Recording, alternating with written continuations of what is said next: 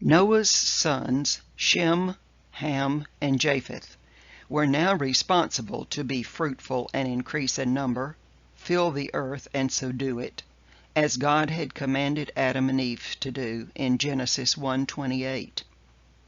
It was a new beginning for mankind. How would they respond?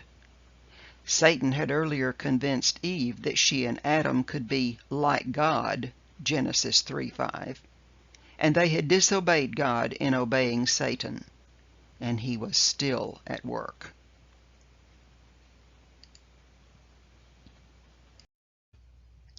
As mankind increased in number, they began to spread out over the area.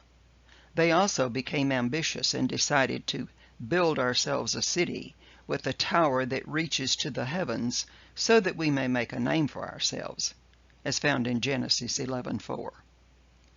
All mankind spoke one language until this time, but God confused their language. Therefore the tower that they built was called Babel, which means confused. The tower could not be completed since everyone could no longer understand everyone else, and God scattered them from that place.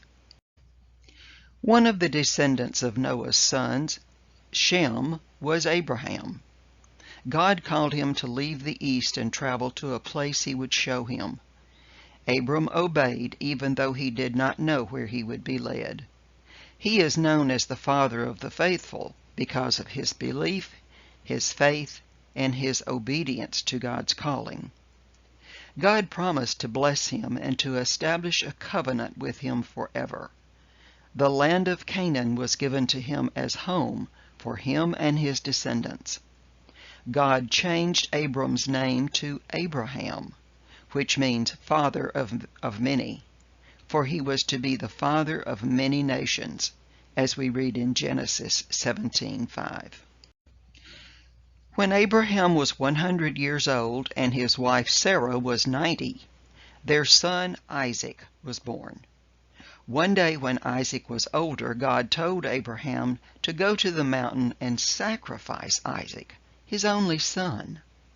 Though Abraham loved his son, he loved God more and obeyed. God was testing Abraham's commitment to him, and Abraham proved to be faithful to God. God provided a ram for their sacrifice, saving Isaac. When it was time for Isaac to marry, Abraham sent his servant back to his home country to find a wife for him. The servant prayed to God to help him find just the right woman. He prayed that when he went to the town well for water, the one he was to choose would offer water for his camels as well as to him.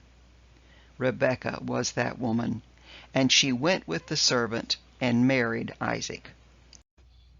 Isaac and Rebekah had twin boys, Jacob and Esau. They were enemies much of their lives because Jacob had been given the blessing of the firstborn son, even though it belonged to Esau. When it was time for Jacob to choose a wife, he too went back to Abraham's homeland. On the way, he slept and dreamed that he saw a stairway to heaven, with angels coming down and going up.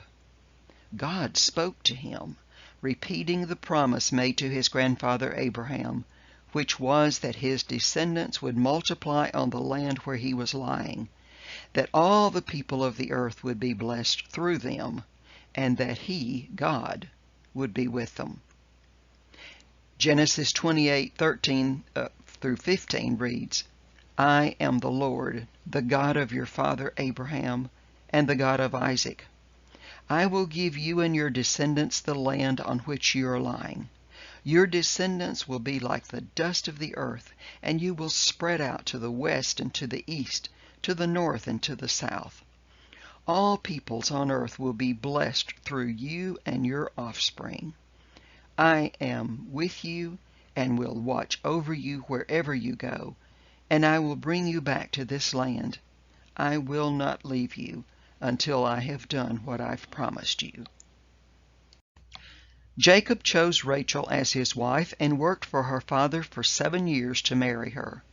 However, her father tricked Jacob, and insisted that he marry his older daughter Leah. Jacob loved Rachel and worked 7 more years to marry her as well. Jacob had 4 wives and 12 sons, who became the 12 tribes of Israel: Reuben, Simeon, Levi, Judah, Issachar, Zebulun, Dan, Naphtali, Gad, Asher, Joseph, and Benjamin.